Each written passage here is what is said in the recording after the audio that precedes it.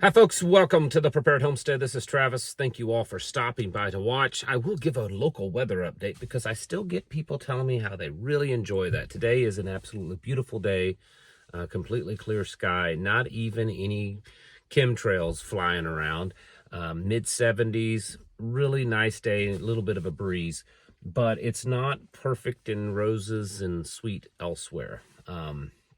Down in the Appalachian Mountains, the Carolinas, Tennessee, Georgia, still and will be for a long time, dealing with the effects of all this flooding. Most of the water, from what I can tell, is in a lot of areas has receded, but now it's the aftermath. They're saying that this is already the second deadliest hurricane to ever hit the United States in the last 50 years. And I'm seeing reports, although they're not corroborated, but I'm seeing reports online from different rescuers saying that they're pulling out, 50 bodies there, 100 bodies there, 200 bodies there. So if there is any truth to that, the death toll, unfortunately, could rise. And even if it doesn't rise drastically, it doesn't diminish the fact that large swaths of America's heartland is been destroyed. Homes, businesses, roads, everything. But don't worry, because we're sending hundreds of millions and billions of dollars overseas. So that's going on. The world is sitting around right now waiting to see how much the Middle East conflict will escalate. As you all know, Iran launched, I've seen different reports, 180, 200, 300, 400 ballistic missiles at Israel. Somewhere between probably 80 and 90% of them were fairly successful, it looks like. There's a lot of back and forth information on that. And of course, Israel and Iran have been since then back and forth on who's going to destroy who, which that part is normal, has been going on forever. Israel says that they will retaliate. The retaliation is expected soon, hours away, maybe in the next day or two. They're also just recently, in the last few moments, have told the people of Beirut to take shelter, to evacuate. So it looks like they're going to ramp up things again in Lebanon, which of course just makes everything bigger, right? It's already being called World War III by a lot of people. And a lot of folks are saying that because of this, Iran has declared war on Israel. Now, I'm not finding anything but official, that Iran did that officially, like verbally said that. But Israel is saying that based on its actions, they are interpreting it as a declaration of war against Israel. And so the likelihood that this could expand and become something much, much bigger is pretty real. Now, going back to a few months ago when there was that little tit for tat with Iran and Israel, it fizzled out pretty quickly. And since then, Israel has done a few other things, and Iran has made threats. Well, now it's followed through, at least with some of it. And we will see how far this goes. Everything right now is on a knife's edge, folks. It needs to be taken very seriously. As I said earlier in the little live stream I posted, it's not the time for people to panic and get afraid. It's not the time to go run and hide in your hidey hole, or to evacuate, or to board up your windows. Not yet, anyways, but it's not that time. What the time is for us to be very clear-minded in what we're doing to prepare for this, and in how we are kind of ingesting it and internalizing it so that we're not in this panic state, because that is going to happen at some point. Between all the things that's going on, the hurricane aftermath, the strikes on the eastern seaboard, and I'm talking about worker strike. Let me make that clear, with the things going on, not ballistic strike, worker strikes going on, that's going to very potentially slow down the supply chain, especially if this thing lasts more than 2 or 3 weeks. Then you're going to really start seeing some problems. Just the election in general, people coming across the border. There's more of that. There's been video just in the last couple of days of more and more military-aged male crossing the border. There's rumors out there that can't be confirmed because there's really no way to confirm them. But more and more little tidbits of evidence starting to indicate that maybe there's some truth to it, like 9 surface-to-air missiles that supposedly were smuggled into the United States. I don't know. Is that true?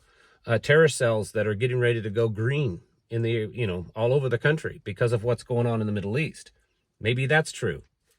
We really have no way of knowing it, but we do know that based on what is happening, based on the past, we can kind of put things together pretty good and realize that even though not everything that is said to happen will happen, things are worsening and we have to take action for ourselves. You need to be doing the very absolute best, pushing yourself to the limits and probably a little bit beyond right now when it comes to stocking up, when it comes to getting your stuff ready.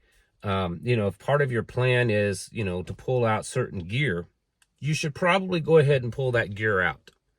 Dust it off. Make sure it's all functioning. Make sure the batteries are charged. Make sure everything's out.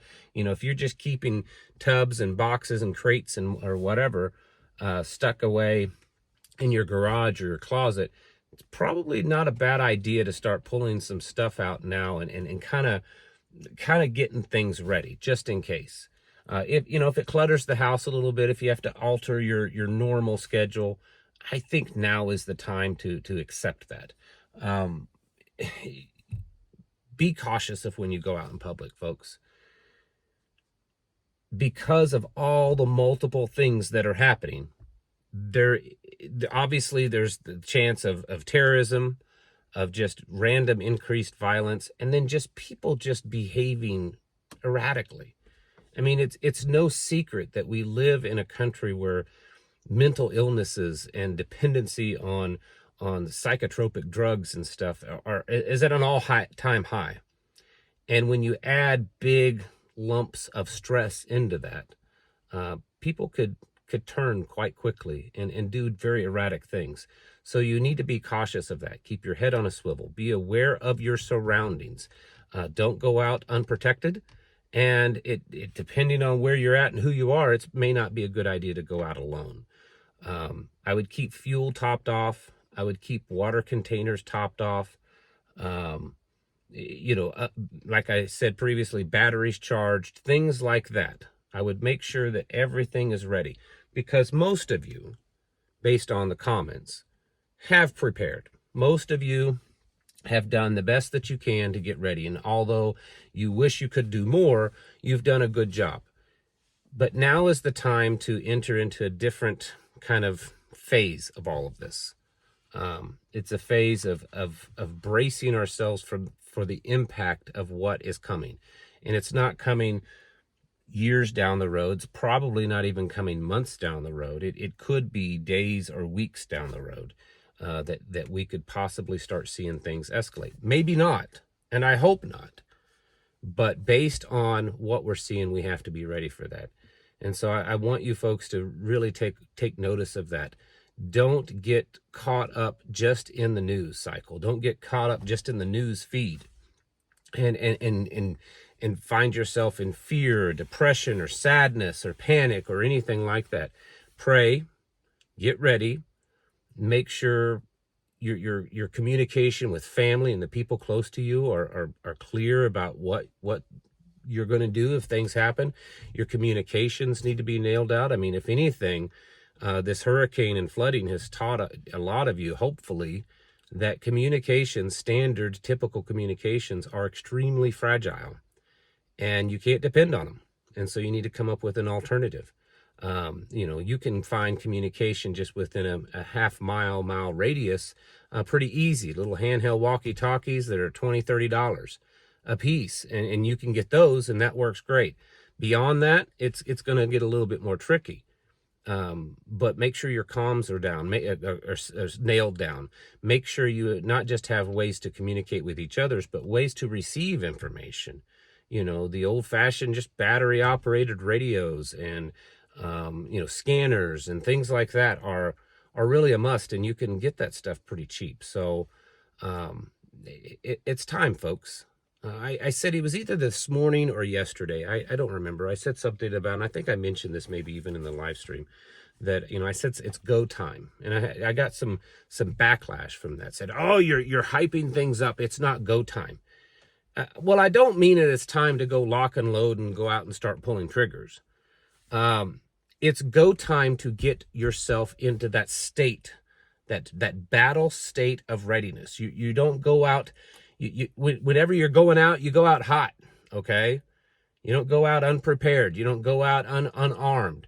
You know, the world has changed, and it's progressively changing at a pretty rapid pace at this point. So no longer is it just this, you know, life is wonderful and it's returned to almost normal. No, it's not that way anymore.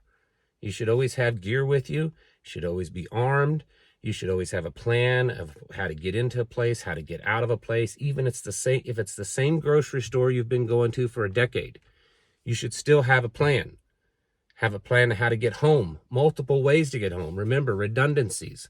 So have multiple different plans in case the first 2 or 3 don't work. It's go time for that, folks. This is not just, oh, everything's normal, right? It's not that big of a deal. I've been telling you, and multiple other people have been telling you, and you've been telling each other, that the closer we get to the election, the worse it's going to get. Well, we're about a month out now, and it's definitely getting worse. And it's probably just going to keep progressing that direction. So please be getting your houses in order, folks. Preparing yourselves mentally, physically, and spiritually. Thanks for watching. Catch you in the next video.